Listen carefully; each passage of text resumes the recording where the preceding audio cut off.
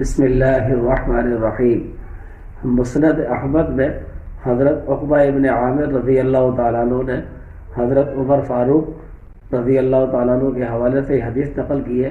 वो कहते हैं कि मुझसे उमर इब्न ख़त्ताब रज़ी अल्लाह तआला अन्हु ने ये हदीस बयान की कि नबी अकरम सल्लल्लाहु अलैहि वसल्लम ने इरशाद फरमाया, जिस शख्स ने वज़ू किया और अच्छी तरह वज़ू किया और फिर आसमान की तरफ निगाह करके ये दुआ पढ़ी, अशहदु अल्ला इलाहा इल्लल्लाहु वहदहु ला शरीका लह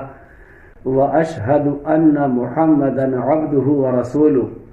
तो उस शख्स के लिए जन्नत के 8 दरवाजे खोल दिए जाते हैं, जिस दरवाजे से चाहे जन्नत में दाखिल हो जाए। इस हदीस को इमाम अबू दाऊद रहमतुल्लाह अलैह ने और हज़रत मुस्नद